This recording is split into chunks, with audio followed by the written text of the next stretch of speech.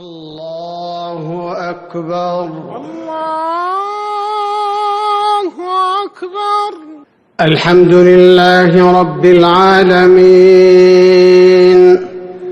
الرحمن الرحيم مالك يوم الدين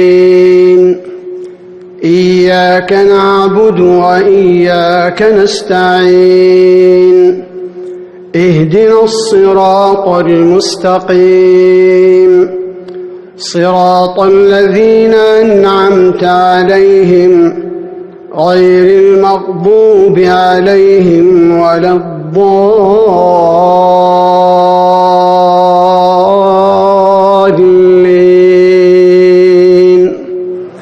آمين. إن الذين جاءوا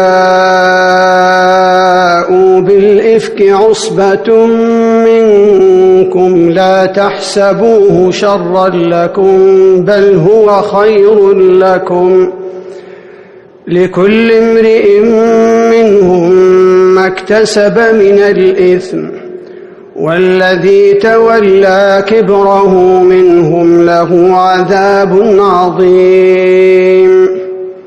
لولا إذ سمعتموه ظن المؤمنون والمؤمنات بأنفسهم خيرا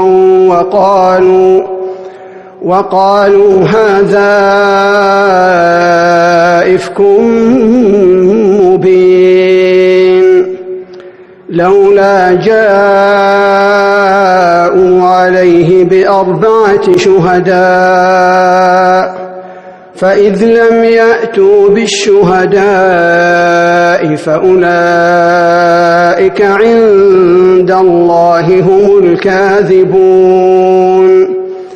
ولولا فضل الله عليكم ورحمته في الدنيا والآخرة لمسكم فيما أفضتم فيه عذاب عظيم. إذ تلقونه بألسنتكم وتقولون بأفواهكم ما ليس لكم به علم وتحسبونه هينا وهو عند الله عظيم. ولولا إذ سمعتموه قلتم ما يكون لنا أن نتكلم بهذا سبحانك هذا بهتان عظيم. يعظكم الله أن تعودوا لمثله أبدا إن كنتم مؤمنين. ويبين الله لكم الآيات والله عليم حكيم. إن الذين يحبون أن تشيع الفاحشة في الذين آمنوا لهم عذاب أليم في الدنيا والآخرة والله يعلم وأنتم لا تعلمون. ولولا فضل الله عليكم ورحمته وأن الله رؤوف رحيم.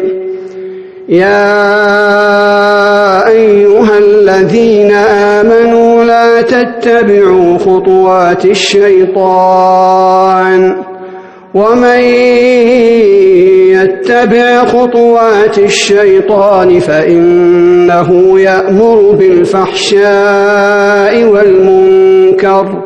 ولولا فضل الله عليكم ورحمته ما زكى منكم من أحد أبدا ولكن الله يزكي من يشاء والله سميع عليم.